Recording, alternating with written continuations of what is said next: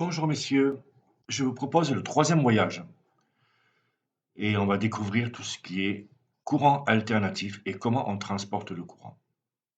Je vous dis bonne vidéo et je m'excuse quand même pour la qualité du son qui n'est pas extraordinaire. Je vais essayer d'arranger ça. Bonne vidéo et à tout à l'heure.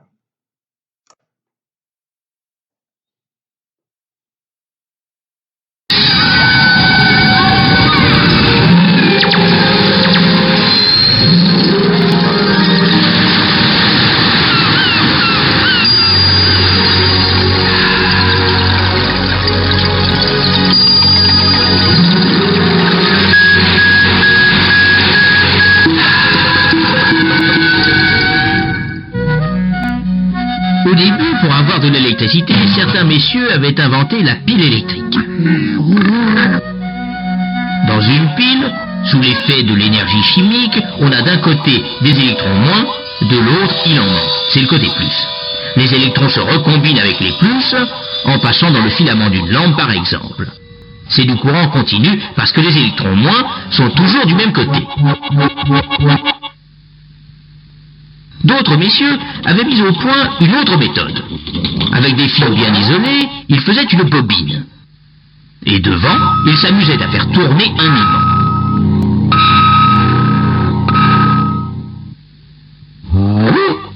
Le principe est à peu près ceci.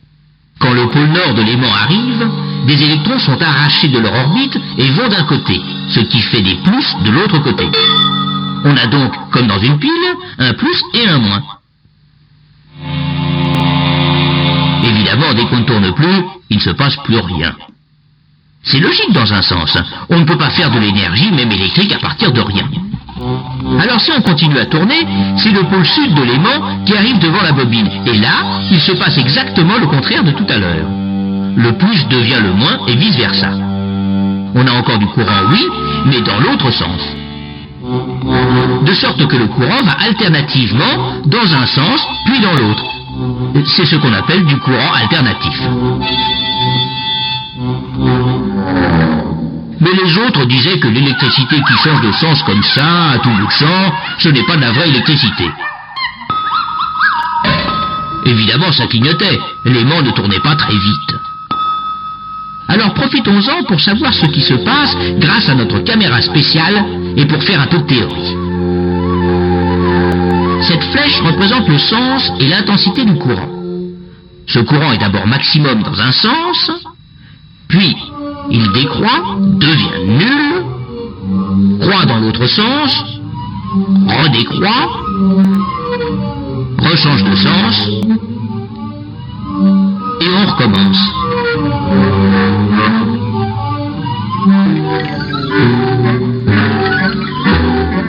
Si le courant redevient maximum dans un sens une fois par seconde comme ici, on dit que la fréquence du courant est de 1 Hz.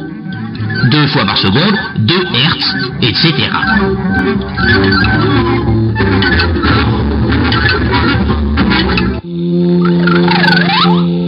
Il y a une autre façon, plus amusante, de voir les choses.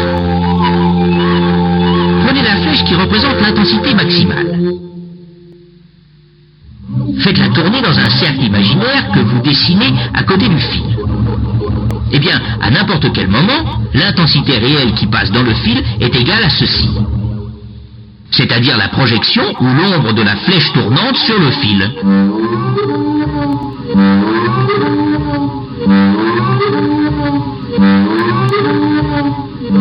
On peut même lui faire tracer une courbe, c'est une sinusoïde.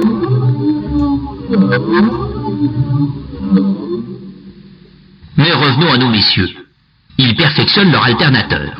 L'aimant se met à tourner plus vite, la fréquence du courant augmente. 4 Hz. Vers 10-12 Hz, ça ne clignote déjà presque plus. Et à 50 Hz, alors là, on ne s'aperçoit plus de rien. Or 50 Hz, c'est la fréquence du courant alternatif qui arrive aujourd'hui chez vous. L'éclairage, le chauffage marchent tout aussi bien. Les moteurs électriques aussi. Et aujourd'hui, un seul alternateur de centrale peut alimenter en électricité à peu près 1 million de foyers. L'idée de nos messieurs n'était donc pas mauvaise, car il faut dire aussi que le courant alternatif se transporte plus facilement.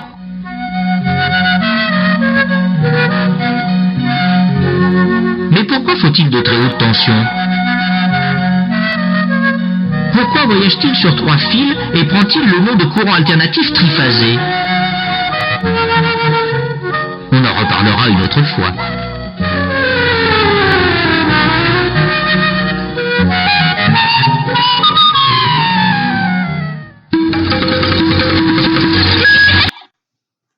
Voilà, je sais que c'est pas évident de rester sur des vidéos, en plus le son il n'est pas du tout bon. J'ai essayé de l'améliorer, je ne suis pas arrivé, je suis désolé. J'espère que vous m'en voudrez pas et que vous continuerez de voyage avec moi. Il vous reste encore à peu près deux voyages à faire avec moi, avec ces petites vidéos.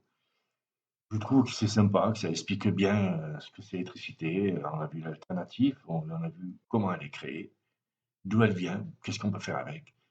C'est beaucoup de choses, voilà. Et c'est bon pour notre connaissance générale. Là, je vais vous préparer la troisième ou dernière vidéo, je ne sais plus combien il en reste. Et si vous avez des questions sur cette vidéo, sur l'alternative, n'hésitez pas à les poster un peu plus bas et je vous reprendrai dès que je pourrai. Je vous remercie et bonne continuation.